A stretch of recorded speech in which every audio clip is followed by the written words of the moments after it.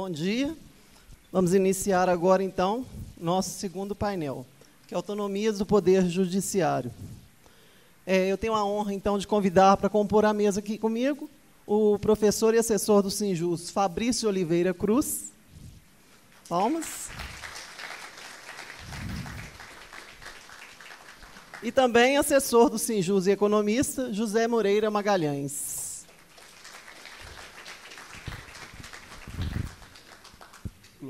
O Fabrício é economista pela Universidade Federal de São João del Rei, mestre em economia pela Universidade Federal de Viçosa, professor da FUMEC e na Facisa BH, técnico do DIEESE e assessor econômico, financeiro e orçamentário do Sinjus, tem feito um belo trabalho aí com a gente, né?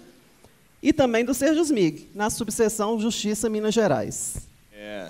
Bom, fui convidado para falar para vocês sobre uma análise de conjuntura. Tá? O tema base aí é a autonomia do Poder Judiciário. Bom, então o que eu vou apresentar para vocês? Que a autonomia do Poder Judiciário ela está muito relacionada ao que acontece no Brasil, no exterior e em Minas Gerais. Por que está muito relacionado? Porque, apesar dessa autonomia, o financeiro, o orçamentário do Tribunal de Justiça está relacionado ao governo do Estado, que, por sua vez, é uma reação em cadeia, vocês já entenderam. Então, para poder entender a autonomia do Poder Judiciário, a gente tem que entender o que está acontecendo ao nosso redor.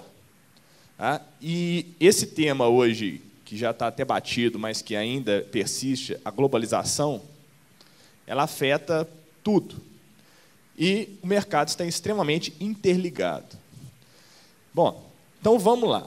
Para começar a nossa análise de conjuntura, a gente vai desagregando. O que eu chamo de desagregar? Vamos começar analisando o cenário externo, vamos analisar o cenário interno nacional e vamos analisar o cenário interno regional. Bom, então, o que marcou o ano de 2012? Toda análise de conjuntura ela é baseada em alguns fatores. Tá? O que eu chamo de fatores? Primeiro, você tem que entender o que aconteceu, você entender o que está acontecendo, para você prever o que vai acontecer. Tá? Então, o que aconteceu no cenário externo nos últimos anos? E ali eu peguei dados que mostram o comportamento do PIB econômico mundial global nos últimos anos. Então, vocês já sabem, né, que nós estamos vivendo um período de reestruturação econômica. O capitalismo em si, eu, o professor Eloane, o professor Militão falaram muito bem dessas fases, né? Eu fico até extremamente satisfeito, eu como economista, teórico, economista, muito matemático até por sinal, quando eu vejo as discussões em torno de Adam Smith, de Keynes, de neoliberalismo, que eu fico muito satisfeito. Por quê? Porque isso mostra o que eu sempre prego. O capitalismo, ele vive de destruição e criação. O capitalismo ele se destrói para se reconstruir. E nesse processo de destruição e reconstrução, a gente acha o seguinte, né? Nós vamos ter uma chance agora de melhorar. Não. Quem está destruindo é quem já está pior. Quem está por cima nunca cai. E aí, no processo de reconstrução capitalista, o que mostra é que quem tem muito vai tendo muito mais. Nós estamos nessa fase. Tá? Por que a gente vê essa fase claramente? Olha lá, volta, por favor, volta. Vai atrapalhar, né, bicho? Pô, só me tira, né? Olha lá, o comportamento do PIB mundial, ele estava num comportamento ascendente até que chegou o fatídico ano de 2008 e os reflexos são em 2009. Tá? Percebam que o PIB mundial em 2009 ele cai 0,6%. O que isso quer dizer? Quer dizer que a produção do mundo diminuiu 0,6% em 2009. E aí, percebam o que eu falo de movimento cíclico. A economia estava subindo, 5,3, 5,4, começa a cair, e a partir de agora a gente percebe um movimento de recuperação da economia mundial. Então, percebam que cai 0,6, depois, assustadoramente, chega a 5, mas e não porque a economia cresceu, mas é uma recuperação. E aí a recuperação, você tem uma recuperação mais rápida, a partir dali você começa a recuperar de uma maneira, de uma velocidade menor. O ano de 2012 foi um ano atípico para a economia. Tanto é que percebam que a economia brasileira também foi um ano atípico. Tá? E aí não se tem explicação concreta até agora por que aconteceu no ano de 2012. Tá? Já vou falar do Brasil, mas só antecipando, vocês já sabem, né? Na mídia está bem claro aí, o PIBinho que o Brasil teve em 2012. Um crescimento de produção interna de 0,9% e que assustou todo mundo, porque não era essa a previsão. O Brasil e o mundo viviam um momento de reestruturação, de crescimento. E aí muito disso aconteceu por causa do cenário externo. Porque a crise na Europa, ela tomou um rumo muito maior do que se estava esperando. O ano de 2009 e 2010, nós acompanhamos nas mídias aí que a falência da Espanha, a falência da Itália, a falência da Irlanda, a falência de Portugal, que são os países que têm um desenvolvimento econômico muito maior que crescimento econômico. Então, ao contrário das grandes potências europeias, a Inglaterra, a Alemanha, que crescem mais que desenvolvem, esses países eles dão mais qualidade de vida do que crescimento econômico. Então, o que acontece? A economia delas é frágil. E a crise afetou elas muito mais do que as outras. Então, quando você estava preocupado com elas e que elas começaram a se recuperar, aí vieram as menores ainda, em 2012, que vieram quebrar. Né? A bola da vez agora é o Chipre. Aí você pensa, qual é o papel que o Chipre tem na economia mundial para afetar a economia dessa maneira? E aí você vai analisar o sistema financeiro, o sistema bancário do Chipre é extremamente interligado com as grandes potências. Os grandes magnatas russos e alemães, eles usam o sistema financeiro do Chipre. E aí o que acontece? As grandes fortunas da Europa estavam aplicadas no Chipre. Então, quando o Chipre ameaça a falência, você está afetando as grandes fortunas da Europa. E aí você assusta o mercado. Então, percebam como que uma coisa pequena se torna uma coisa grande e afeta o Brasil. Por que afeta o Brasil? Todo momento de crise, e aí eu sempre falo isso quando eu dou aula para os meus alunos sobre a crise financeira. Você, individualmente, quando você está em crise financeira, quer dizer, você está devendo mais que está recebendo, qual é a primeira coisa que você tem que fazer para sair da crise? É parar de gastar. Parar de gastar quer dizer o quê? Você tem que receber mais do que você está gastando. E aí, coloque isso no tamanho de um país. É a mesma coisa. Para um país sair da crise, o que ele tem que fazer? Tem que gastar menos e receber mais. Coloque isso no comércio internacional. Ele tem que exportar mais do que importar. E aí, a nossa economia brasileira é uma economia extremamente independente, né? Nunca. Nascemos, abre aspas, fecha aspas, né? Em 1500 já com essa função.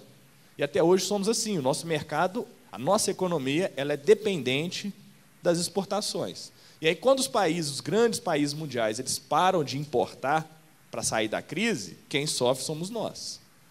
Tá? Então, por que o primeiro slide? O primeiro slide é para mostrar isso.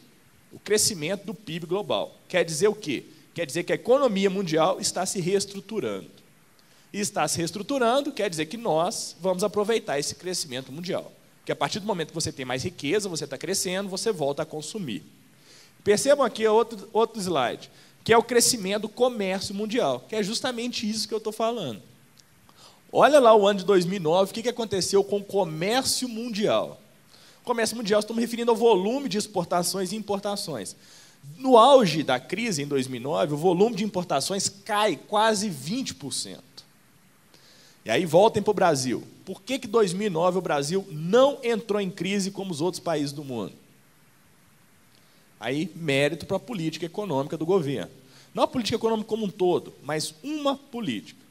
A de que a salvação para o Brasil está no mercado interno. E aí, o que aconteceu em 2009? Final de 2008, 2009. Redução do IPI. Todo mundo trocou de carro, todo mundo comprou uma geladeira e um fogão novo. É bom falar assim para uma turma assim, que todo mundo deu uma risada e lembrou da cozinha, a geladeira nova lá, o automóvel novo, o segundo carro, né? Porque todo mundo trocou. E o que isso causou? Isso aqueceu a economia interna. O consumo interno segurou a economia brasileira. Aí você está pensando, analisa o comércio mundial. Olha o que aconteceu em 2010, 2011. Muito bom o comércio mundial. Aí veio 2012. Aí é o que eu falei, que eu acabei de explicar, esse comportamento das grandes fortunas na Europa. Aí o comércio, 0,7%. Aí, novamente, o comércio internacional caiu, o que você faz? O Brasil vai entrar em crise. Aí você está pensando, mas por que 2009 caiu muito mais e o Brasil não entrou em crise, e 2012 isso foi sentido fortemente aqui? Porque nós não aguentamos consumir o mesmo que consumimos em 2009 agora. Há 3 anos atrás, bom, a grande maioria da população não tem condições de trocar carro de 3 em 3 anos. Não tem condição de comprar uma geladeira e um fogão de 3 em 3 anos. E aí, o consumo interno não conseguiu absorver os impactos negativos da economia internacional. Aliado a isso, veio um outro grave problema no ano de 2011, que refletiu no ano de 2012. O ano de 2011, o Brasil teve a maior taxa de inadimplência da sua história. 30%. Ou seja, todo mundo que tinha algum compromisso, quer ele seja um financiamento, um empréstimo, uma compra pré-datada, um cartão de crédito, 30% estava atrasado o seu pagamento. Por que eles estavam atrasados? Porque em 2009 todo mundo consumiu muito. E consumiu à vista? Não.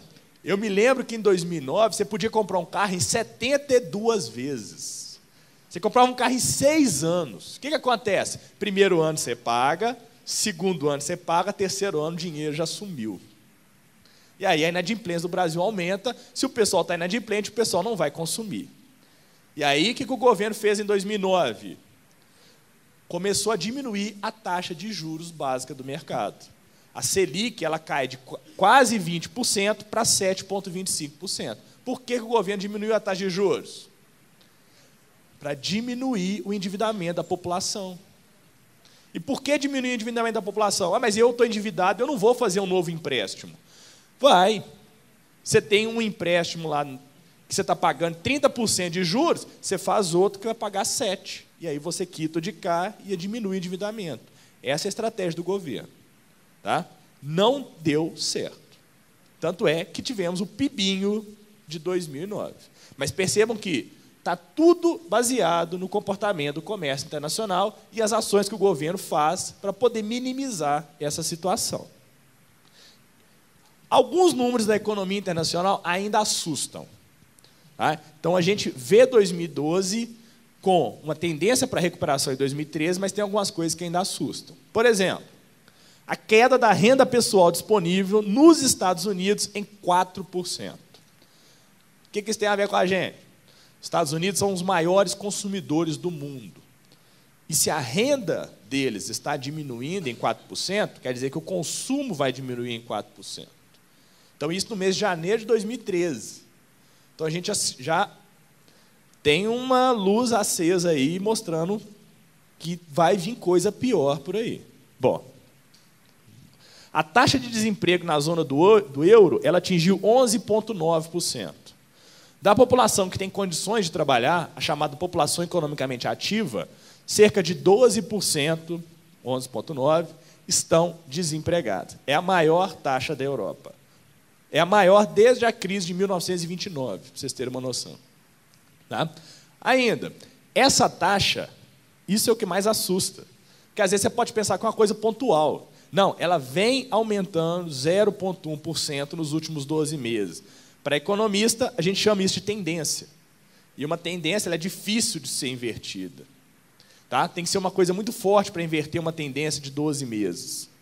Bom, o PIB na zona do euro caiu 0,5% no ano de 2012. E nós estamos reclamando do nosso PIBinho aí de 0,9%. O nosso, pelo menos, cresceu. Tá? E há uma previsão de crescimento do PIB da China para 2013, olha lá, aspas, hein, de apenas 7,5%. Quem dera se o Brasil estivesse crescendo 7,5%. Meu sonho. Talvez na época do milagre econômico. Mas por que eu coloco apenas 7,5%? Porque é o mesmo crescimento que eles tiveram em 2012 e um crescimento muito inferior ao que eles têm historicamente, pelo menos nos últimos 10 anos. Então, isso mostra também que a China não tem previsão de crescimento, né? Previsão de que a economia mantenha o mesmo comportamento, e a China também, hoje, é um grande pulmão do mundo, aliado aos Estados Unidos. Então, o que a gente espera para 2013, quando a gente analisa o cenário econômico internacional? Há uma perspectiva para crescimento, mas é um crescimento que tem que ser analisado com calma, não é euforia. Aí, isso vai repercutir no cenário interno. Tá? Bom, o que aconteceu? Apesar de só crescer 0,9% em 2012, a tendência do PIB é de crescimento maior, porque nos últimos 2 trimestres do ano, o PIB teve um crescimento maior que nos 2 primeiros trimestres. Ou seja, há uma tendência. E essa tendência a gente espera que se repita já no primeiro trimestre agora de 2013, que os dados ainda não foram divulgados. Tá? Bom, esse fraco crescimento do PIB em 2012, ele ocorreu por 3 motivos, basicamente. E é a partir daí que a gente começa a analisar a conjuntura. Por quê? Por que o Brasil só cresceu 0,9%? Primeiro, a situação econômica crítica da Europa. Acabei de falar. Segundo motivo, a redução do investimento industrial. Se o PIB do Brasil cresceu 0,9%, o PIB da indústria, quando a gente desagrega por setores, o PIB da indústria caiu 1,5%. O que isso quer dizer? Que em 2012 produziu-se 1,5% a menos do que se produziu em 2011.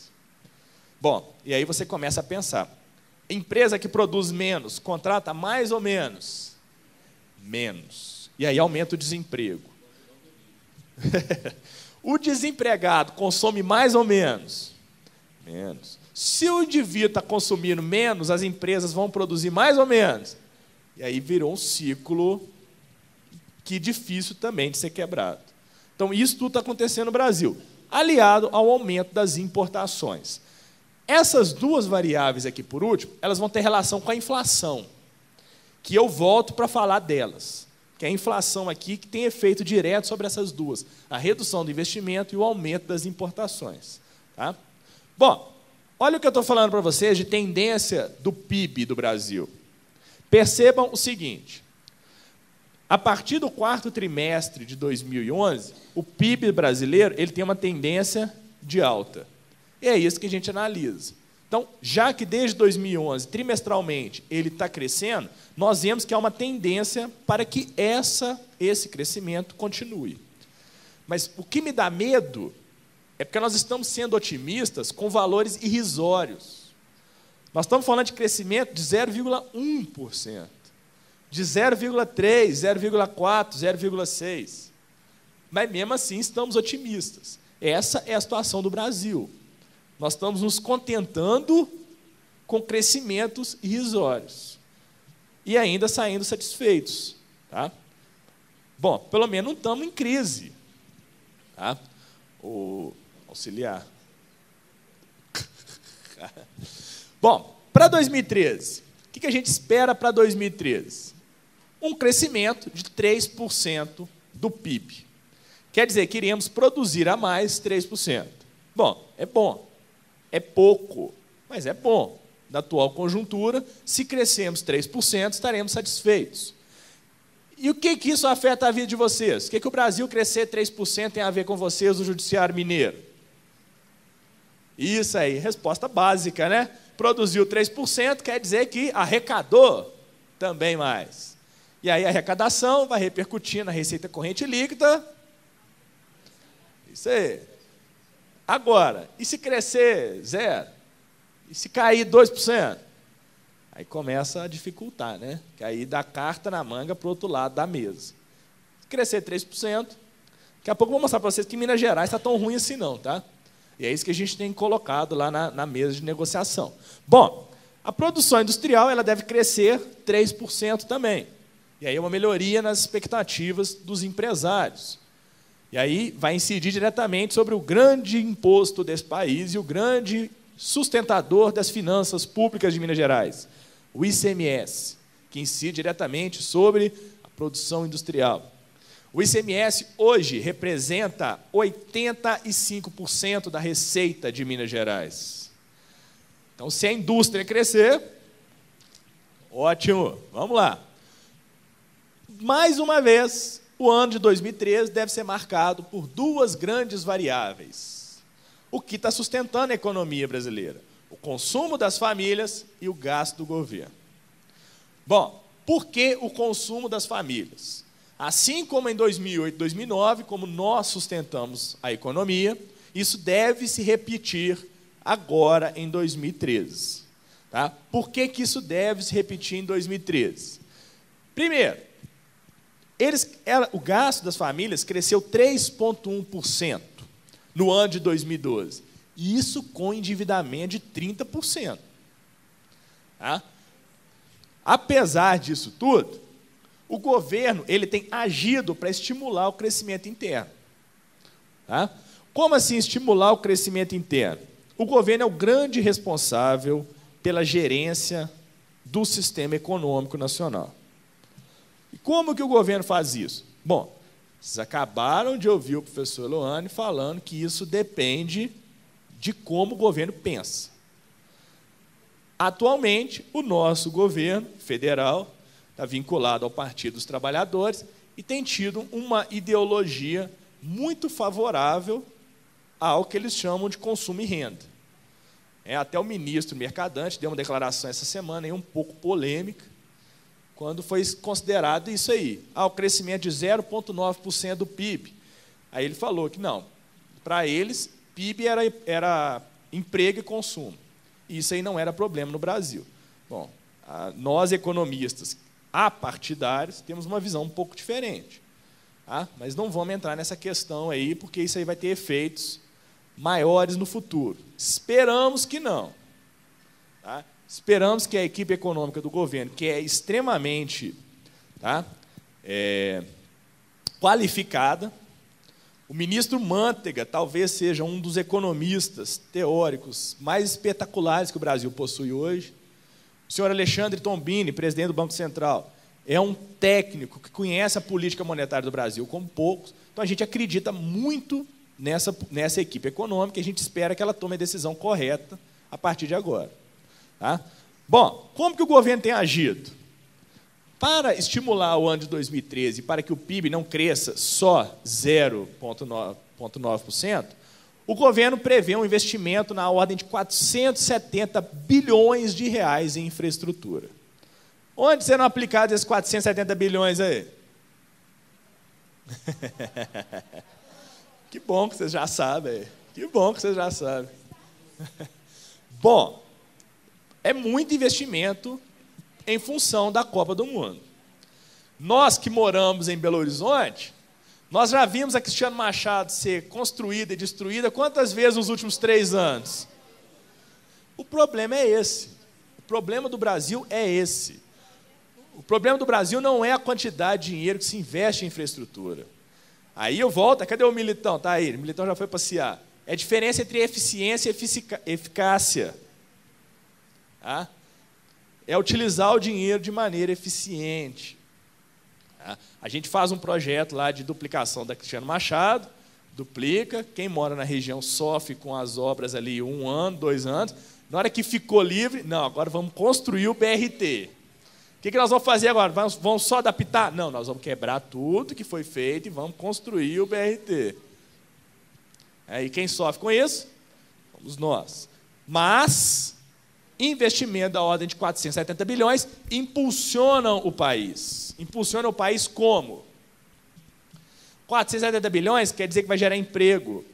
Quer dizer que as indústrias que fornecem matéria-prima para a infraestrutura vão produzir mais. E se elas estão produzindo mais, contrata-se mais, e aí vocês já sabem o ciclo da economia. Então percebam o papel importantíssimo que o governo tem. Só qual é o lado negativo disso aqui? Muito obrigado. É o endividamento do Estado. Tá? Mas agora nós não estamos preocupados com isso, não. O Brasil não tem problemas de endividamento. Quer dizer que o Brasil não tem mais a dívida externa? Não. Né? E aí, coitado do presidente Lula. Mal assessorado, né? Há 5 anos atrás, ele foi à mídia anunciar que o Brasil não tinha mais dívida externa, que o Brasil não era mais devedor do FMI, era credor do FMI. Coitado. O presidente Lula não tem noção do tamanho da dívida externa do Brasil. Vamos defender o presidente Lula, coitado. Agora vamos falar o que aconteceu. Não é que o Brasil não tem mais dívida externa. Ele tem, a dívida está lá e provavelmente é impagável.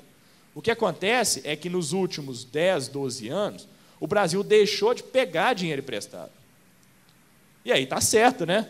Aí eu sempre faço uma análise individual. Se você tem uma dívida e aí você não consegue quitar essa dívida, o montante da dívida começa a comer o seu orçamento. E aí o que você faz? Você precisa pegar mais dinheiro para repor o orçamento e vai virando uma bola de neve. A partir do momento em que você consegue controlar as suas receitas e pelo menos para de pegar mais, não quer dizer que a dívida sumiu. Quer dizer que ela parou de aumentar. E esse é o processo para se quitar a dívida externa. Qual é o processo? Primeiro, parar de pegar emprestado. Segundo, começar a quitar os juros. E o terceiro, começar a quitar o montante. Então, até a gente chegar no nível de quitar o montante, ainda vai demorar alguns bons anos. O que a gente consegue fazer hoje é não pegar mais emprestado, pagamos as nossas parcelas mensais de juros, ou seja, a dívida não aumenta, mas não quer dizer que a dívida sumiu. 470 bilhões, talvez começaremos a nos aproximar do Fundo Monetário Internacional novamente. Esperamos que não. Esperamos que não. Tá? 5 minutos. Sim, obrigado. Além disso, o governo tem estimulado o consumo interno. Como? Redução da alíquota de energia elétrica, política de juros baixos, desoneração da folha de pagamento e desoneração da cesta básica. O que é desoneração da folha de pagamento da cesta básica? O governo reduziu a alíquota de imposto que incide ali. E o tomate? O tomate é a piada do mês, né? É a piada pronta, né? Bom, eu acho que não vai dar tempo de eu falar do tomate. Poderia falar do tomate também, né? Eu sinceramente, eu tenho torcido para fazer uma palestra e ser vaiado e eles jogarem tomate em mim, porque aí eu vou pegando para poder, né? Porque está caro. Bom, o DIEESE, órgão que eu represento, órgão que eu trabalho, ele é o grande responsável pela luta da desoneração da cesta básica. A gente tem essa luta há pelo menos uns 10, 15 anos, quiçá mais. E a gente conseguiu agora. Mas não foi do jeito que a gente pedia ainda. Para vocês terem uma noção desse pacote que foi aprovado, desoneração da cesta básica, né, redução dos impostos, alguns produtos vai zerar os impostos, isso aí só vai repercutir numa redução de 4% no valor da cesta básica. Provavelmente vocês nem vão sentir. Nem vão sentir. Tá? Então, assim, mas pelo menos é uma iniciativa do governo. E por que isso é bom? Porque a cesta básica afeta quem? Afeta a família de baixa renda. Isso é importante para o Brasil. Tá? Bom, tá, vamos lá. Só para falar aqui rapidinho agora, porque eu vou entrar no principal problema que nós temos para 2013. O consumo das famílias no varejo aumentou 8,4% em 2012. A receita desse setor aumentou 12%. Considerando que o índice de desemprego no Brasil atingiu 10,5% e a massa salarial cresceu 6,7%, a gente vai ter um grande problema em 2013. Bom, vou falar novamente do DIEESE, hein? O chefe lá vai ficar satisfeito, fazendo propaganda da casa. É isso aí. O DIEESE é o órgão que faz as negociações salariais nesse país, pelo menos a grande maioria dos sindicatos. Tá? Nós temos uma pesquisa chamada de acompanhamento das negociações coletivas. 95% das negociações coletivas em 2012 tiveram aumento acima da inflação. Isso repercute em ganho real. E aí isso repercute no aumento da massa salarial, que cresce 6,7%. Isso é bom ou ruim? Extremamente bom. Tem que crescer mais. Nós temos que distribuir a renda. A renda no Brasil ainda é muito concentrada. Mas isso gera o problema da inflação. Por que gera o problema da inflação? Porque está todo mundo empregado, abre aspas, fecha aspas, e está todo mundo ganhando mais. Junto o governo que vai gastar aquele tanto ali, nós temos um grave problema para 2013, que é o problema da inflação. Tá? Por favor aí, assessor. Não, essa aí mesmo, está certo. O mercado tem sinalizado que a inflação é um problema para o Brasil. E realmente vai ser. Anteontem foi divulgado o IPCA, o Índice da inflação oficial do Brasil. O IPCA atingiu, nos últimos 12 meses, a cifra de 6,59%. O Brasil trabalha com um controle de inflação chamado Sistema de Metas de Inflação. O que é o Sistema de Metas de Inflação? Ele determina o quanto deve ser a meta e deixa uma margem estatística para que essa meta oscile. Atualmente, a meta de inflação do Brasil é 4,5%, podendo oscilar 2% a mais, 2% a menos. Ou seja, ela pode chegar até 6,5%. Ela atingiu 6,59%. Ela ultrapassou a meta de inflação. E aí que está o interessante. Eu preparei o material para vocês que está aí, e essa apresentação na semana passada. Na semana passada tínhamos uma outra visão. Não o mercado, mas o governo. O governo tinha a visão de que não precisaria alterar a taxa de juros para controlar a inflação. Que somente aquelas medidas de desoneração da folha de pagamento da cesta básica seriam responsáveis por reduzir o preço e aí controlar a inflação. Anteontem o governo viu que não deu certo. Muito obrigado. Qual é o problema? O problema é o seguinte: o instrumento básico para se controlar a inflação, quando o governo não quer afetar o consumo, é a taxa de juros. Os juros no Brasil hoje são os mais baixos da nossa história, 7,25%. Isso quer dizer o quê? Quer dizer que o crédito é fácil, que o financiamento é barato. Aí vocês consomem pouco ou muito? A principal variável para se afetar a inflação é aumentar a taxa de juros. Mas, se aumentar a taxa Selic, é uma derrota política da presidente Dilma. Que a redução da taxa de juros é a principal bandeira dela. Então, o governo tem lutado para não reduzir, para não aumentar a taxa de juros. E aí vem a desoneração da folha de pagamento, a redução da tarifa de energia elétrica, a desoneração da cesta básica, tudo isso para tentar controlar. Mas, anteontem, mostrou que isso aí talvez vai ter que mudar um pouco. E aí, até ontem à noite, eu estava lendo uma entrevista lá de uns assessores do Copom, e eles já estão sinalizando, sim, que o Copom, na próxima reunião, vai ter que mexer na taxa de juros, ou pelo menos sinalizar para o mercado que vai mexer. Porque até agora tem sinalizado de que não vai mexer. Então, nós temos essa grande discussão aí no momento. Agora, Minas Gerais. Como é que está a situação em Minas Gerais, aí já para finalizar? Por incrível que pareça, nós estamos numa situação diferente do Brasil. Nós estamos numa situação melhor que a do Brasil. Enquanto o PIB do Brasil cresceu 0,9%, o PIB de Minas Gerais cresceu 2,3%. Que orgulho, hein? Está vendo? Está vendo? Dois fatores foram fundamentais para isso. O primeiro, o crescimento da agricultura. Minas Gerais sempre foi um estado agroexportador. E o crescimento da indústria, que também assombrou o esperado. Considerando os 10 maiores estados do Brasil, em termos de renda, São Paulo, Rio e por aí vai, Minas Gerais foi o único que apresentou crescimento na produção industrial.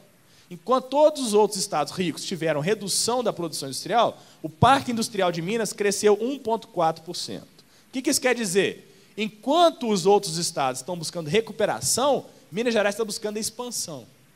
E isso tem um efeito muito mais multiplicador na economia de Minas. E isso é extremamente bom.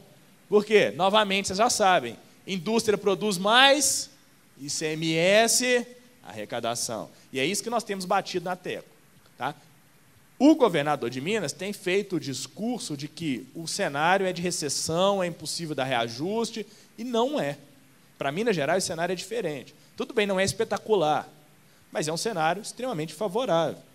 Para vocês terem uma noção, no mês de fevereiro, o ICMS do Estado cresceu 19%. Em relação a fevereiro de 2012, um crescimento real descontado da inflação de 12%. Isso não é cenário recessivo. É, no mínimo, um cenário animador. Não é um cenário bom, mas, pelo menos, mostra que a perspectiva, a conjuntura é um pouquinho melhor. Além disso, outros dois fatores também colocam Minas Gerais numa situação de perspectiva melhor de arrecadação. Exato. Temos a tendência clara. Quais outros fatores? Os royalties do petróleo e do minério. A Câmara dos Deputados, me falha a memória agora, não sei se já derrubou o veto ou se vai derrubar o veto do projeto dos royalties do petróleo. O que isso quer dizer? Que os royalties do petróleo vai sobrar uma beiradinha maior para os estados não produtores. Então, aumenta o royalty para Minas Gerais. E a tão aclamada, e aí eu coloco tão aclamada assim num tom, renegociação da dívida dos estados com a federação. Como assim renegociação? Bom, quando acabou-se a inflação, quando o Plano Real acabou com a inflação no Brasil, acabou-se o chamado overnight. Alguns aqui podem se lembrar do overnight. O que era o overnight? O Estado recebia o dinheiro, em vez de pagar vocês no dia 1º, dia 5, eles pagavam lá para o dia 20. Isso acontecia muito na década de 80, ou não? Acontecia. O que o Estado fazia com esse dinheiro seu? Fazia overnight. Com a taxa de juros, a taxa de juros normalmente é sempre maior que a inflação. Então, se na década de 80 você tinha uma inflação de 800.000%, a taxa de juros, o que o Estado fazia? Pegava o dinheiro, fazia overnight e ia multiplicando a receita. Os estados tinham muito dinheiro. Quando a inflação veio, acabou o overnight. O que aconteceu com as finanças do Estado? Foi todo mundo à falência. O Estado de Minas Gerais, então, foi um que faliu mesmo. Ali para os anos, faliu tudo. Ali para os anos de 94, 95, 96, Minas Gerais passou por um caos. E aí o Estado vai falir? Não, a União tem dinheiro. A União passou a emprestar dinheiro para os estados. Só que emprestou uma taxa de juros, uma renegociação. Moreira, eu sei que é bom. Qual que era o índice da taxa de juros? Qual que era o índice oficial? Era o IGPM. Isso, era o IGPM. Tá? Moreira aqui sabe tudo de finanças. O IGPM era o índice desses empréstimos que a União fez aos estados. E o IGPM, de todos os índices de inflação, é o maior. Então, o que os estados estão querendo? Agora que os estados voltaram a reequilibrar as finanças, voltaram a crescer, vamos renegociar essa dívida. Em vez da gente pagar o IGPM, nós vamos pagar, por exemplo, o IPCA, que vai dar ali uns 3%, 4% de diferença. E aí o que acontece? É menos dívida para pagar para a União, sobra mais dinheiro para os estados. É isso que a gente vê para o exterior, para o Brasil e para Minas Gerais. Aí. Muito obrigado.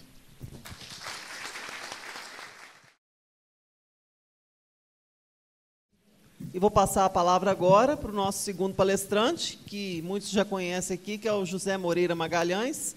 Ele é economista com especialização em planejamento governamental pelo SEDPLAR, o FMG, profissional de finanças das áreas pública e privada, auditor fiscal de tributos estaduais e assessor econômico e orçamentário do Sinjus-MG, uma grande aquisição que o sindicato fez nos últimos tempos. Bom, gente, boa tarde já, né? 12h15. Bom, a minha intenção nessa fala com vocês é mostrar um pouco como que o processo orçamentário no Estado de Minas Gerais e dentro do Tribunal de Justiça em si é um grande tolhedor da chamada autonomia do Poder Judiciário. Essa greve que as entidades sindicais estão levando à frente a duras penas, em negociações constantes com a administração da Casa, no Tribunal de Justiça, ela revela muito essa trava que existe na condução do processo orçamentário interpoderes. Né? Eu não sou advogado, mas o direito prevê, na centralização do poder, no Poder Executivo, do ponto de vista de geração de receita e domínio do processo orçamentário, um sistema que o direito chama de freios e contrapesos. Quer dizer, se o Poder Executivo tem em mãos o poder de arrecadar e o poder de de domínio em cima do processo orçamentário, isso não poderia nunca significar que os outros poderes constituintes do Estado de Direito fossem penalizados em cima dessa centralização de poder no Poder Executivo. Então, a gente tem, originalmente, na condução do processo orçamentário, essa primeira restrição, que é a concentração do poder no Poder Executivo, e temos, dentro do Tribunal de Justiça, uma equipe que trabalha o orçamento do Tribunal de Justiça, tanto do ponto de vista de programação interna, quanto do ponto de vista de postura frente ao Poder Executivo, que é a segunda restrição à autonomia, no meu ponto de vista. Então, nós temos uma primeira, que é a própria centralização no Poder Executivo. O Poder Judiciário é subsidiário de uma política orçamentária que é comandada pelo governador e por sua equipe, e a postura do chefe de poder, contrariamente ao que prevê a Lei de Responsabilidade Fiscal, etc., é uma postura subserviente, sempre foi, e, internamente, a equipe que conduz o processo orçamentário também contribui para essa restrição de autonomia. Bom, por que o processo orçamentário, a meu ver, é um dos fatores fundamentais que definem essa subserviência do Poder Judiciário e do Poder Legislativo em relação ao Poder Executivo? O primeiro conceito é o conceito de papel do Estado na economia, certo? Que é um conceito fundamental e que, infelizmente, cabe ao Poder Executivo ditar qual é esse papel, certo? Então, se eu tenho uma autonomia definida constitucionalmente do ponto de vista da administração da justiça, isso só se daria de forma prática se, na concepção do papel do Estado, a administração da justiça tivesse o peso de um poder e não de um simples órgão, como é uma Secretaria de Segurança Pública, Secretaria de Saúde, etc., etc. Quer dizer, nunca o Poder Judiciário, nem o Ministério Público, nem a Assembleia Legislativa são olhados, do ponto de vista do Poder Executivo, como um executor de uma política de Estado, ou de um papel de Estado que seja fundamental para a sociedade.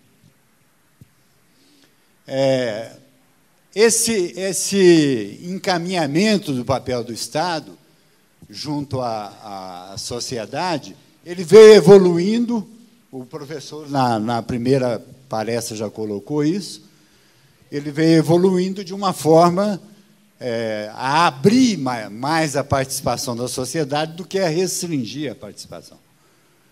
O grande momento que ilustra isso é a Depressão de 30, quando entra o pensamento keynesiano. Quer dizer, até aquela época, a economia clássica dominava o sentido ou não de maior ou menor intervenção do Estado na economia. Existia a famosa mão invisível, né, pela qual os clássicos defendiam que a liberdade do mercado ela se resolvia por si mesmo. Então, se você tinha uma determinada alta de preço num setor, o produtor daquele produto cujo preço estava alto estocaria, ele começaria a não vender e a produzir estoques, e essa falta de venda inibiria a alta de preço e reconduziria o mercado ao equilíbrio, com o preço conveniente entre comprador e vendedor, e produtor, comprador e produtor. Essa movimentação econômica liberal, é que era a garantia da não intervenção do Estado. Então, o Estado cuidava, basicamente, de segurança pública, de segurança externa e de manutenção de um mínimo de ordem, etc., etc. Na crise de 29, o Keynes percebeu e bateu pesado em cima dos clássicos, dizendo que essa mão invisível não funcionava desse jeito e que o Estado tinha que intervir e corrigir as chamadas falhas de mercado. Certo? E o que o Estado usa para isso? Ele usa finanças públicas. Quer dizer, o Estado assume um papel de interseção no sistema econômico através das finanças públicas. Daí é que surgem as grandes políticas, os grandes papéis que o Estado vai desenvolver a partir da crise de 29. Isso se manifesta particularmente naquele item ali que a gente chama de produção de bem público, que é o principal papel do Estado é a produção do chamado bem público que o setor privado não pode produzir. O que é o bem público? O bem público é um bem cujo preço não se pode formar no mercado, porque ele tem duas características que impedem essa formação de preço, e, por isso, o empresário privado não produz, não pode produzir, que é a chamada não rivalidade e não exclusividade. Isso é que é a característica do bem público. O que é não rivalidade? Por exemplo, quando um consumidor, como um cidadão está consumindo segurança pública, por exemplo, o fato dele estar consumindo segurança não impede que outro cidadão consuma segurança pública. Então, o bem público é um bem não rival, quer dizer, o consumo de um não rivaliza com o consumo de outro. Esse é o chamado bem público, típico do papel do Estado na economia. E a segunda característica que vai definir o papel do Estado é a não exclusividade. Quer dizer, eu tenho direito a consumir os bens e serviços públicos pelos quais o Estado é responsável, independentemente de eu possuir ou não possuir renda. Ou seja, o consumo do bem público não exclui pela renda. Por isso que ele é chamado de não excludente. Vocês vejam que, na medida que a Constituição do Estado vai evoluindo, essa característica de bem público vai se perdendo também, né? Essa é uma das grandes distorções hoje do funcionamento do setor público, sobretudo no Brasil, que a gente vê, né? Quer dizer, você não é o bem público cuja característica tinha que ser não rival e não excludente, ele hoje é rival e é excludente. Quer dizer, se eu quero segurança pública, no meu bairro, por exemplo, eu tenho que produzir segurança pública, através de contratação de guardas, etc., etc. Se eu quero educação de qualidade para os meus filhos, eu tenho que buscar o setor privado para dar educação de qualidade aos meus filhos. Então, esse bem, que era um bem de natureza cidadã e de natureza pública, ele passa a ser um bem exclusivo de quem tem renda. Quer dizer, é uma contradição do ponto de vista da própria produção do bem público pelo Estado. Vai, Walter. O que está por trás como é que o Estado resolve esses problemas relativos à produção de bens e serviços para a sociedade? Através do orçamento público. É o grande instrumento que o Estado tem para não só prever a arrecadação de receitas, como para prever dispêndios de despesa, né? E, por trás do conceito de orçamento público, tem um conceito que permeia toda a ciência econômica, que é o conceito de escassez. Certo? Às vezes, esse conceito é colocado de forma parcial, como é o caso agora das negociações com o Tribunal de Justiça, mas, no fundo, ele permeia toda a ciência econômica. Então, a escassez ela vem, basicamente, da conjunção de dois fatores que estão ali, ó, os recursos, em geral, a serem utilizados na produção de bens e serviços são escassos, e as necessidades pelas quais o cidadão aspira são ilimitadas. Certo? Então, a conjunção desses dois fatores gera, em economia, o que se chama de escassez e obriga a sociedade a fazer escolhas. Quer dizer, isso ocorre também no orçamento público. Né?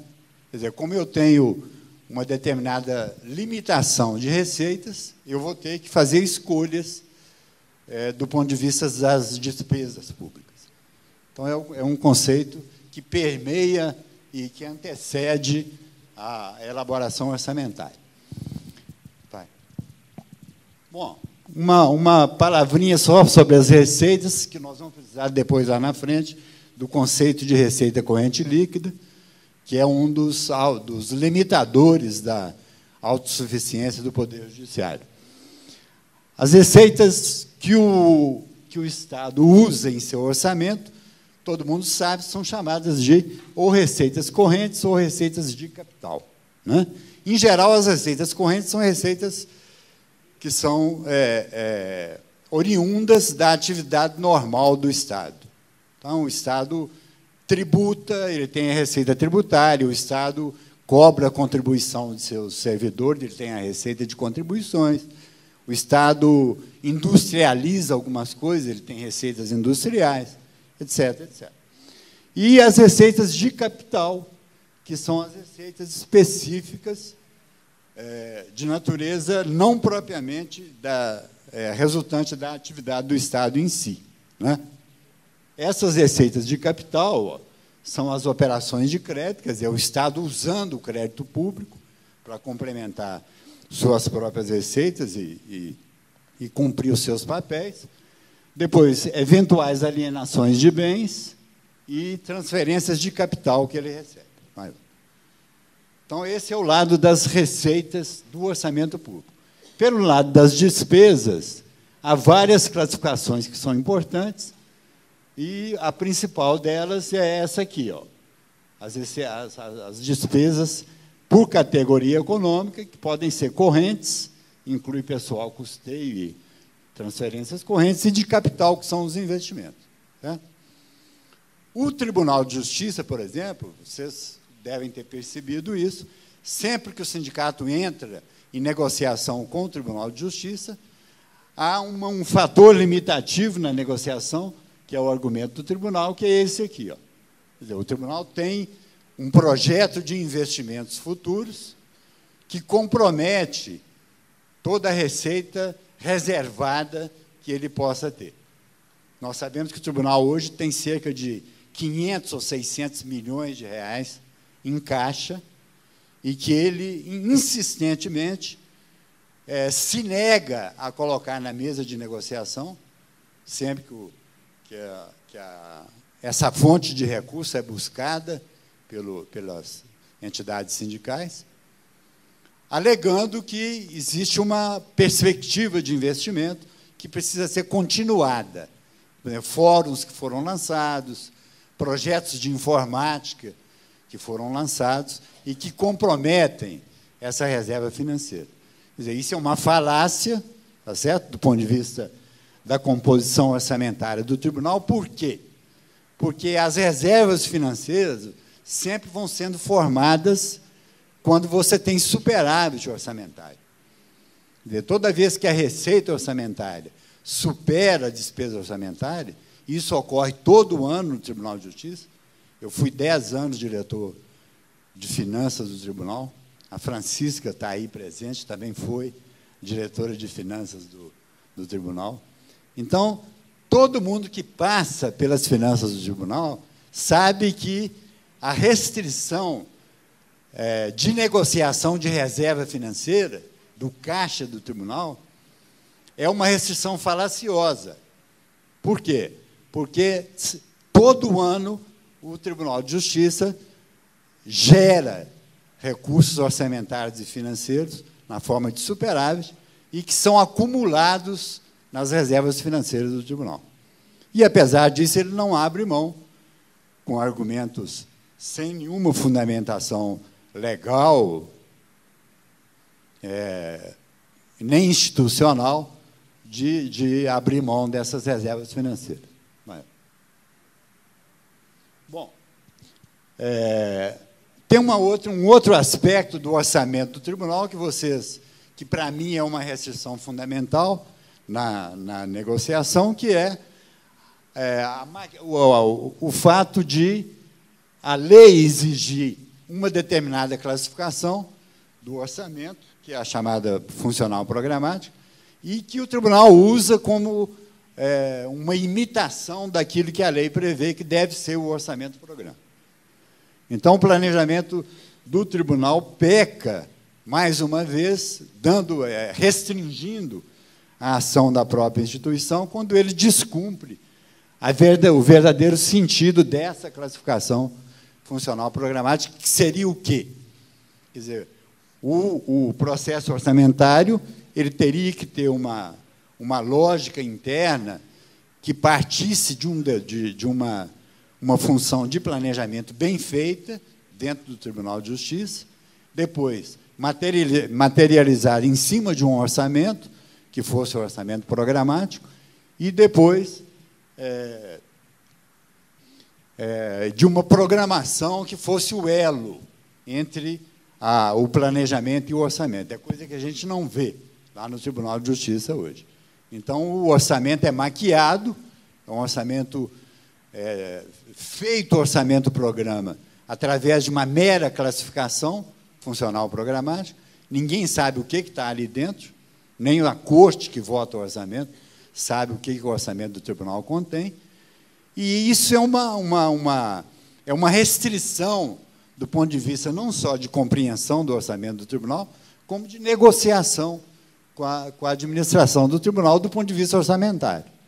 Quer dizer, por várias vezes, a equipe que está negociando nessa greve, houve argumentos da equipe técnica do Tribunal da CEPLAG, e que são argumentos incompreensíveis, porque eles não têm transparência. Quer dizer, é o argumento de autoridade puro, dizendo que isso não é possível por isso, mas nunca se dá a razão fundamental do ponto de vista de percepção de planejamento e de programação, e de orçamento. Então, esse é um aspecto que eu acho fundamental, é a gente começar a insistir para que o orçamento do tribunal seja um orçamento efetivamente programático, que se conheça o que está contido dentro do orçamento do tribunal, não só os servidores que reclamam disso, os desembargadores, sempre que votam o orçamento na corte, eles afirmam para o presidente que estão votando uma coisa que eles não conhecem. Ano a ano, o orçamento é cada vez mais hermético, cada vez mais invisível, incompreensível. E isso é um fator limitativo de qualquer tipo de negociação. A gente vai ver depois como é que o orçamento tem uma dinâmica de execução, e se você não conhece a programação que está dentro do orçamento, essa dinâmica de execução, ela desfavorece a negociação. Quer dizer, você fica sem pega para discutir com a equipe técnica, entendeu? Porque são sofismas atrás de sofismas, porque não se dá transparência ao que a lei prevê para o orçamento, que é o elo de programação claro, com um planejamento bem feito e que busque resultados da ação do Tribunal de Justiça. Se vocês me perguntarem, por exemplo, qual que é a relação do orçamento do Tribunal de Justiça com a prestação jurisdicional, eu diria para vocês que eu não sei, eu não conheço. Quer dizer, os orçamentos se passam, as receitas crescem, cada dia mais o Poder Executivo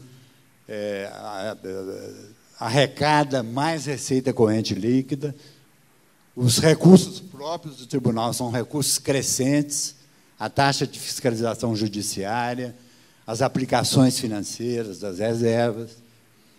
No entanto, a prestação jurisdicional, ela se caracteriza hoje, você sabe muito melhor do que eu, que trabalho na área, com um acentuado grau de formação de acervo processual. Nós temos hoje 5.118.000 processos no acervo interno do Tribunal de Justiça. Certo? Isso era a posição de 31 de dezembro de 2012. A primeira instância, ela está caindo aos pedaços. Se vocês vão nas comarcas, verificar a situação de informática, de ambiente de trabalho, etc., etc., vocês veem que a relação que devia ser a primeira relação do orçamento do Tribunal de Justiça com o fim a que ele se propõe, que é a prestação jurisdicional, ela não é absolutamente obedecida. Quer dizer, ninguém sabe para que, em última análise, o orçamento do Tribunal de Justiça funciona. Entendeu? Quer dizer, a impressão que a gente tem é que ele é uma inércia, é um moto contínuo de contratos e mais contratos, e que não levam a lugar nenhum do ponto de vista da sociedade. Sobretudo na ponta onde a demanda judicial ocorre, que é na primeira instância e que é nos juizados especiais. Então, essa falha de programação, eu acho que é uma tecla que as entidades sindicais têm que bater, tá certo? Cada vez mais transparência na elaboração, cada vez mais participação na elaboração e na condução do processo orçamentário, porque é daí que nasce o papel do Poder Judiciário junto à sociedade, sobretudo visando a atividade fim, que é a prestação jurisdicional. Então, essa classificação funcional programática, eu só quis colocar aqui para dizer para vocês que o tribunal faz uma maquiagem do orçamento em termos de orçamento-programa, que é o que prevê a funcional programática, tá certo? Mas sem nenhum conteúdo programático. Quer dizer, não existe conteúdo programático na proposta orçamentária do Tribunal de Justiça. Nunca houve, a CEPLAG nunca se interessou por isso, até porque ela não tem muita competência para fazer. Não é fácil você transformar o planejamento numa programação de resultado e num orçamento, certo? Houve várias propostas orçamentárias que foram levadas à Corte Superior, em que a equipe da CEPLAG coloca lá, do planejamento bienal ou trienal do Tribunal de Justiça, X volume de recurso está contemplada na proposta orçamentária, hora apresentada à Corte. Quando você vai ver, é 10% do recurso, ou é 20% do recurso. Quer dizer, os outros 80% do recurso não passam pelo processo de planejamento e de programação. Quer dizer, não é um orçamento programático. Isso dificulta qualquer tipo de, não só de ação da instituição, como de negociação. Por quê? Porque é uma peça hermética. Quer dizer, ninguém sabe o conteúdo que está ali dentro. Certo? Essa greve está demonstrando isso claramente. Quer dizer, a equipe de negociação chegou num impasse em que os argumentos de autoridade são colocados à mesa sem nenhuma fundamentação, sem nenhuma transparência, e não se discute mais. Quer dizer, não, tem ordem que eles falam assim, não se toca mais nisso, não se toca mais nesse assunto. Então, isso é a fragilidade fundamental que eu acho de distorção na condução do processo judiciário. Quer dizer, isso se nós já temos limitações na relação com o Poder Executivo, imagina o conjunto de limitações que nascem dentro da própria instituição. Tá certo? Quer dizer, hoje, o panorama que se percebe no Tribunal de Justiça é que as entidades sindicais são inimigas da instituição, entendeu? Eu, quando saí da diretoria de finanças, o pessoal, amigo meu lá, falou: Moreira, agora você pulou para o outro lado. Entendeu? Você hoje é persona non grata na casa. Entendeu? Eu não posso entrar lá, não posso... O próprio presidente falou com o Robert: tragam seus assessores, exceto Moreira. Porque a vivência que eu adquiri lá dentro, através dos sofismas de programação e execução orçamentária, impediam que eu participasse para colocar as cartas à mesa, entendeu? Mas isso não é porque eu não esteja participando. Eu acho uma pena, por quê? Porque você já tem dificuldades suficientes na relação interpoderes. Certo? Quer dizer, se você tem restrições já de ordem negocial com o Poder Executivo, se você trouxer mais restrições para o ambiente interno, aí a coisa fica extremamente complicada. Certo? Pode passar isso. Eu queria só trabalhar com vocês esse conceito aqui, ó, que, para mim, é uma das grandes restrições na relação interpoderes, que veio da Lei de Responsabilidade Fiscal, que é esse conceito que está aí, o conceito de receita corrente líquida, ao qual o Fabrício se referiu já. O grande conceito, o grande pilar das finanças públicas hoje, no Brasil, e, sobretudo, na relação de poderes, executivo, legislativo, judiciário, tanto a nível federal, estadual, quanto municipal, é esse conceito que está aí. É o conceito de receita corrente líquida. Por quê? O Estado, o Poder Executivo, ele argumenta que, advindo da Lei de Responsabilidade Fiscal, há uma série de restrições que são impostas aos poderes através desse conceito de receita corrente líquida. Então, por exemplo, o endividamento do Estado, ele é uma relação que se faz com a receita corrente líquida, tanto no Estado quanto no município. O Estado não pode se endividar além de 1,2 vezes a sua receita corrente líquida, seja para que projeto for. Tá certo? Sendo que o crédito público, na ausência de receita, de arrecadação, ele é um fator fundamental de prestação de serviço do Estado à população. Se eu tenho escassez de receita e eu tenho limite de crédito, de endividamento, nada impede que eu faça a dívida, desde que a dívida, como manda a lei, seja aplicada em patrimônio público. Tá certo? No entanto, a receita corrente líquida, que é manipulada pelo Poder Executivo, ele é o dono da receita corrente líquida, é um limitador do ponto de vista de endividamento. Na área de pessoal, a mesma coisa. Quer dizer, a gente está cansado de ver como que o Poder Executivo manipula a formação da receita corrente líquida, sobretudo durante a execução. E como é que isso funciona em termos de poder judiciário? Só para vocês entenderem. Quando chega mais ou menos no mês de maio, no mês de junho, o Poder Executivo manda, com 18 meses de antecedência, uma previsão de receita corrente líquida que vai balizar toda a formulação orçamentária dos poderes.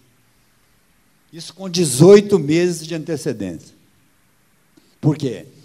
Porque ele está mandando para o Poder Judiciário uma previsão de receita corrente líquida que vai vigir no exercício seguinte, até dezembro de 2014. E eu sou obrigado a trabalhar com uma previsão de receita feita em maio de 2013.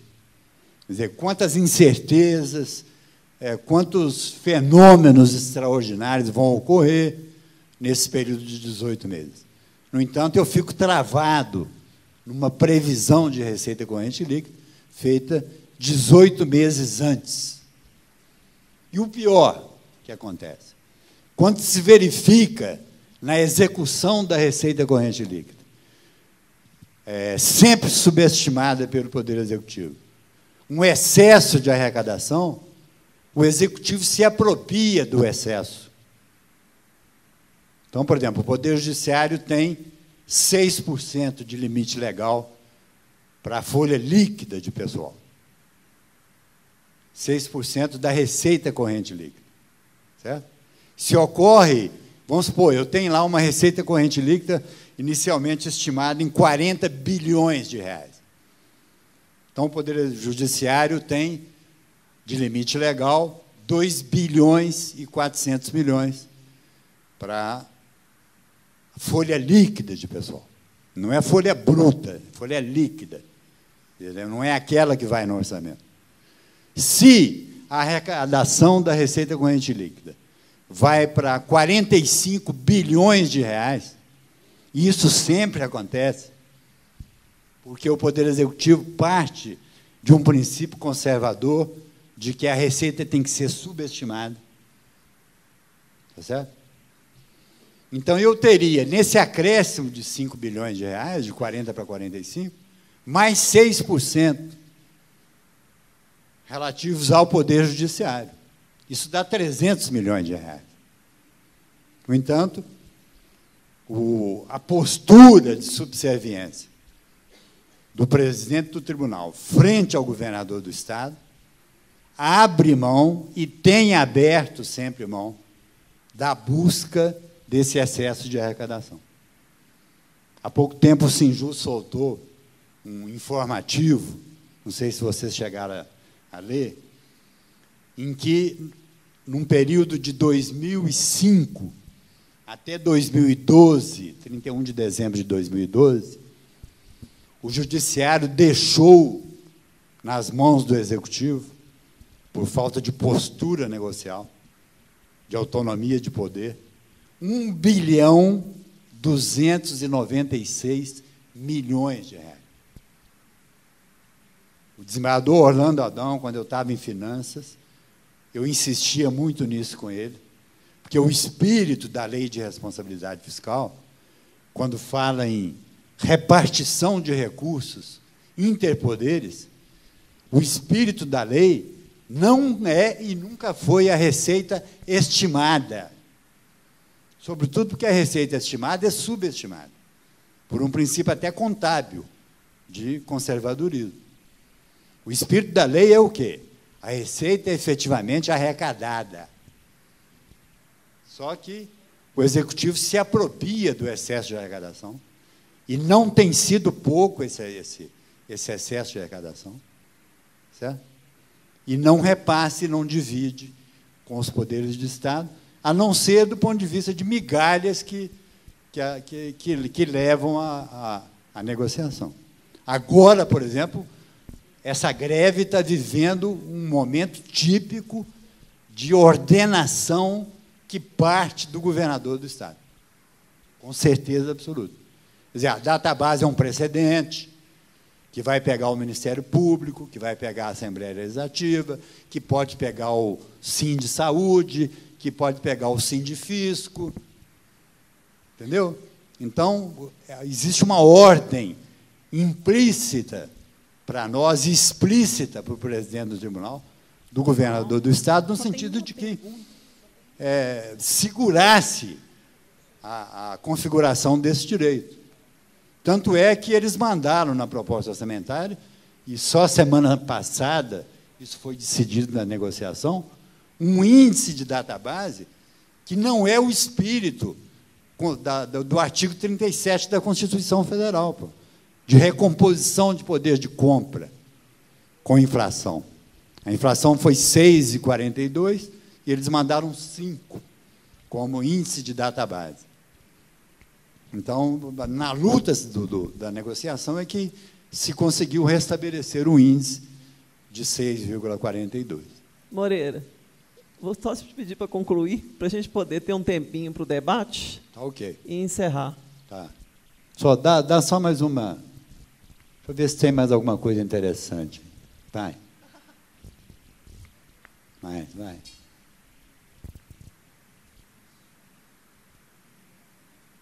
É muito pouco tempo, viu, gente? Ah, tem esse assunto aqui é importante. Vai. Também. Ah, tá. Vamos aí, nesse primeiro. Aqui, olha, só para terminar rapidamente, eu não queria deixar de mostrar para vocês alguns números do Tribunal de Justiça, certo? É importante para vocês perceberem como é que as coisas acontecem. Aqui, ó, eu tenho uma planilha que mostra a evolução desde 2005 até 2012 do crescimento do orçamento do Tribunal de Justiça. Ele partiu de 1 bilhão e 400 em 2005 e chegou a 3.500 em 2012. Certo? Esse crescimento representou uma taxa média anual geométrica de 13% ao ano, ou seja, o orçamento do Tribunal de Justiça tem crescido 13% ao ano. Certo? Uma coisa interessante, olha aqui, ó. O problema da autonomia do poder no repasse do recurso.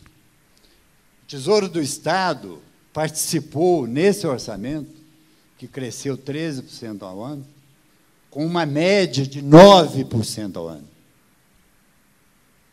forçando o tribunal a gerar recursos próprios para compor o seu orçamento, da ordem de 24% ao ano. Então, hoje, praticamente, o Tesouro do Estado é responsável exclusivamente pela folha de pessoal. Assim mesmo, dentro dos padrões que ele dita para a folha de pessoal. Então, por exemplo, não adianta o Tribunal de Justiça chegar lá na Renata Vilhena com uma folha de pessoal que é 6% da receita corrente líquida estimada por ela. Porque ela vai e corta esses 6%. Eu vou mostrar para vocês aqui como é que o tribunal, nem esse direito legal previsto na Lei de Responsabilidade Fiscal obedecido pelo Poder Executivo. Aqui embaixo, ó, vocês têm uma visão clara do problema da não autonomia negocial. Estão vendo aqui? Ó? O Tesouro participava, em 2005, com 90% dos recursos do Tribunal de Justiça. Hoje, ele participa com 78%. Ou seja, ele vai retirando os recursos da fonte 10, que a gente chama, os recursos próprios do Tesouro do Estado, e vai jogando para o tribunal bancar com suas próprias receitas. Passou. Aqui vocês têm uma ideia daquilo a que eu me referi. Quer dizer, como é que é o problema do orçamento do tribunal em relação à sua atividade fim, que é a prestação jurisdicional. Certo?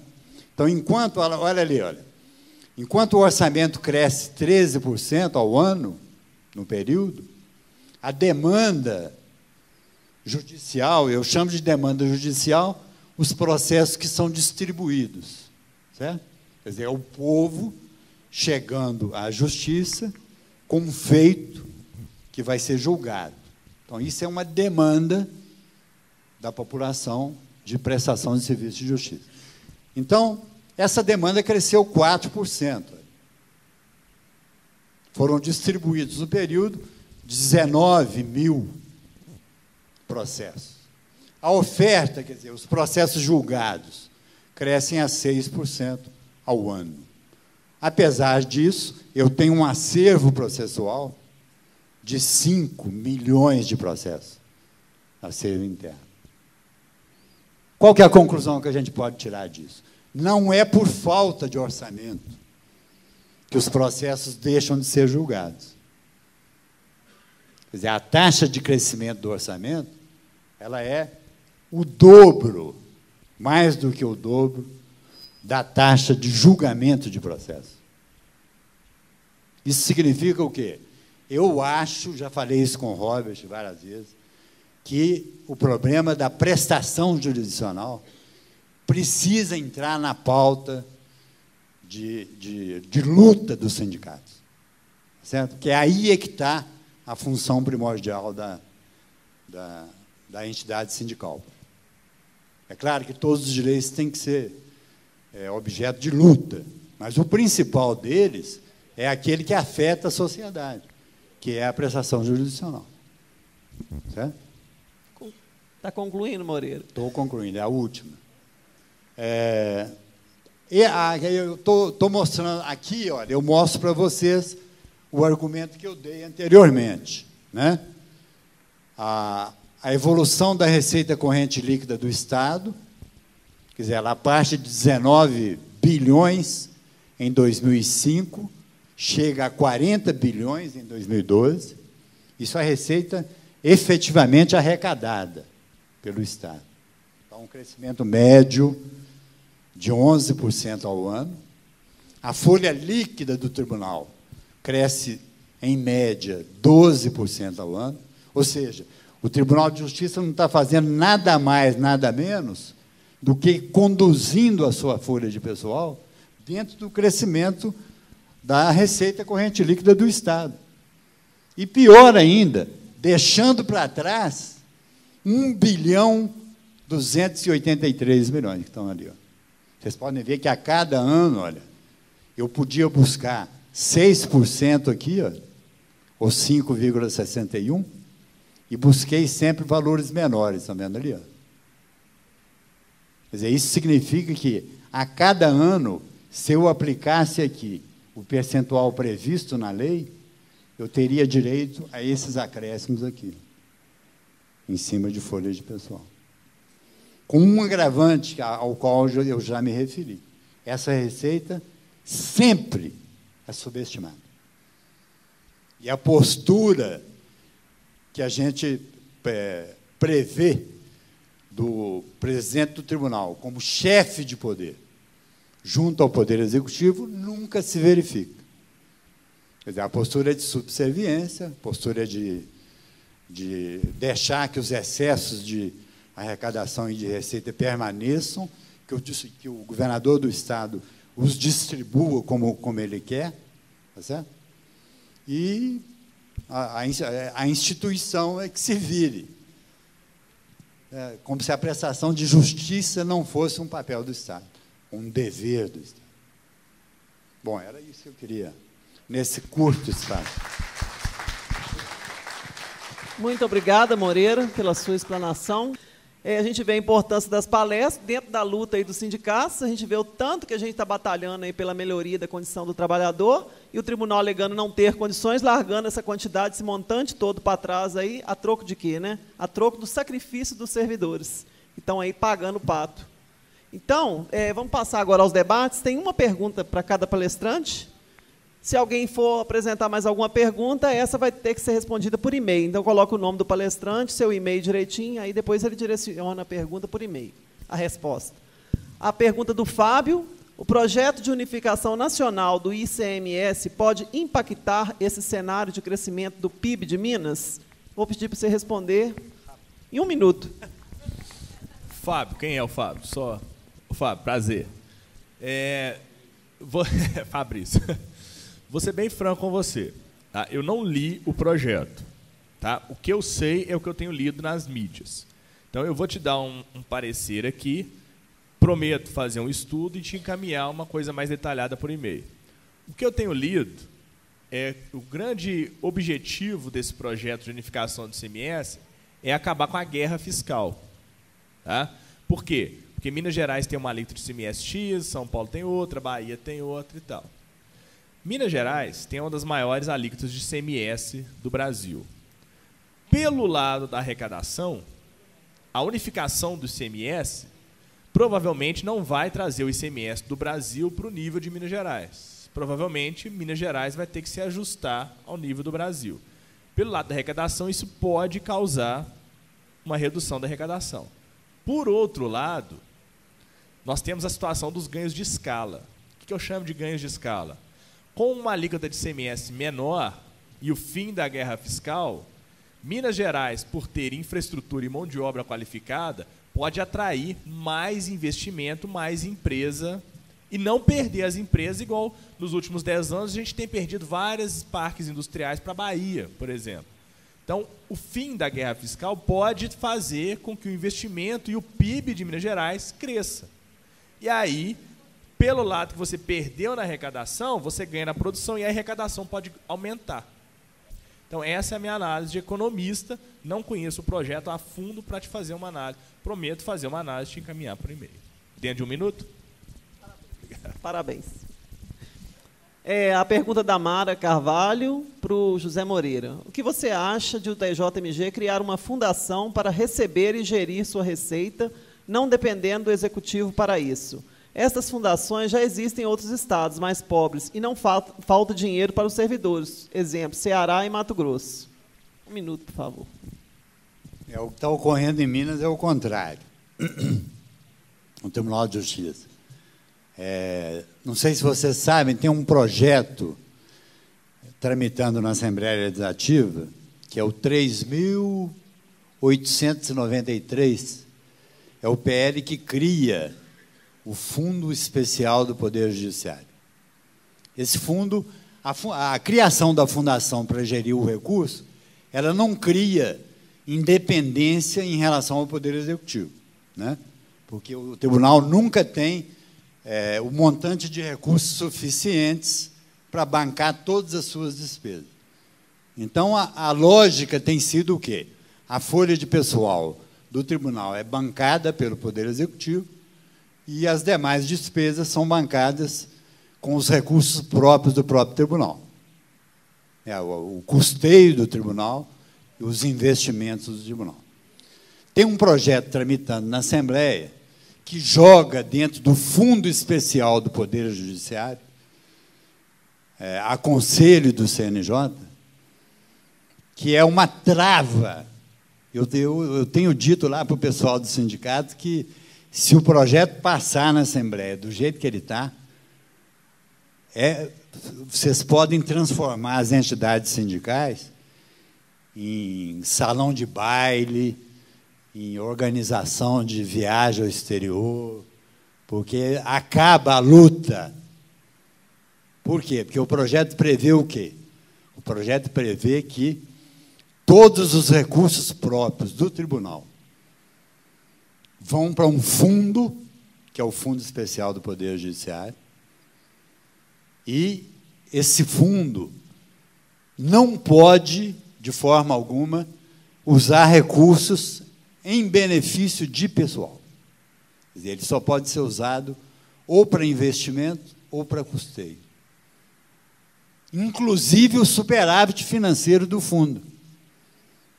Quer dizer, as reservas financeiras do tribunal, que hoje montam a casa de 500 a 600 milhões, elas vieram sendo criadas com a geração de um superávit orçamentário e financeiro anual, que foram sendo recolhidos no caixa do Tribunal de Justiça. O fundo acaba com isso. Quer dizer, ele joga as reservas para dentro do fundo, joga todas as receitas próprias do tribunal para dentro do fundo, e, no final, ele proíbe que esses recursos do fundo possam ser remanejados para atender a demandas de plano de carreira, a demandas de benefícios para servidores, etc., etc. Então, no meu ponto de vista, o fundo acaba com a luta sindical, sobretudo do ponto de vista de benefícios a servidores. Então, o que está acontecendo em Minas é o contrário. É a criação de um fundo que é restritivo, do ponto de vista de liberdade de aplicação de recursos. O PL 3.893, /2013. Já tem uma proposta que está sendo estudada no Sinjus, que é uma proposta de emenda ao PL, né, ao projeto de lei, tentando ressalvar alguma coisa em termos de benefícios a servidores, otimização de plano de carreira, etc., para tentar ressalvar alguma coisa desse recurso. Mesmo porque as receitas que o tribunal aufere durante o exercício, elas são mais do que suficientes para o pagamento do custeio do tribunal e para a sustentação dos investimentos do tribunal. Então, não tem sentido, as próprias, quer dizer, não tem sentido você colocar essa restrição rígida nesse fundo que está tramitando lá. Só fazer uma... É porque esse fundo que está lá, o Fundo Especial do Poder Judiciário, ele foi elaborado com base num relatório de inspeção do CNJ que teve no Tribunal de Justiça ano passado.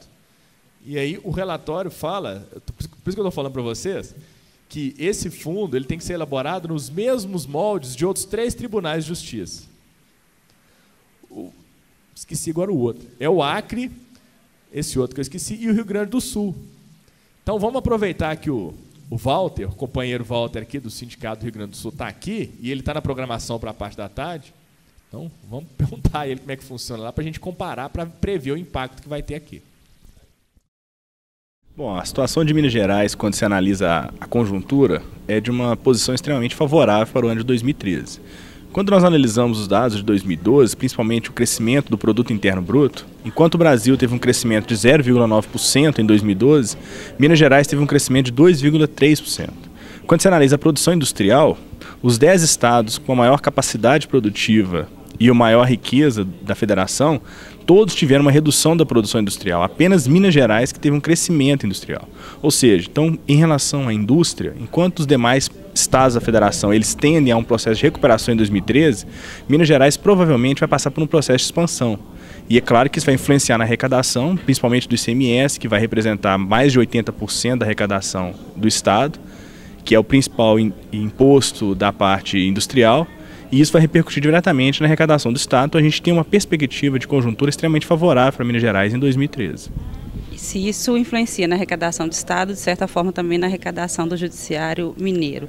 É recorrente a justificativa do tribunal de que não há recursos para que os direitos dos servidores sejam cumpridos. Qual que é a sua avaliação sobre essa justificativa do tribunal? Bom, eu sempre gosto de falar que toda negociação de recurso para pagamento de pessoal, ela tem 3 análises. Uma análise financeira, uma análise orçamentária e os limites da lei de responsabilidade fiscal. Bom, o que a gente analisa hoje? Em termos orçamentários, o que determina o valor de recursos disponibilizados para pagamento de pessoal está na lei orçamentária anual, que foi aprovada no início de 2013, em janeiro de 2013. Ali, na rubrica de pessoal, né, vencimentos e vantagens fictas de servidores, realmente a conta orçamentária está estourada, ela está no seu limite e aí realmente não há uma perspectiva para ampliação desses recursos. Mas isso não quer dizer que seja impossível ampliar essa conta. Basta que tenha o financeiro. E o financeiro a gente identifica que há uma possibilidade de sobra de recursos para que essa conta ela seja ampliada.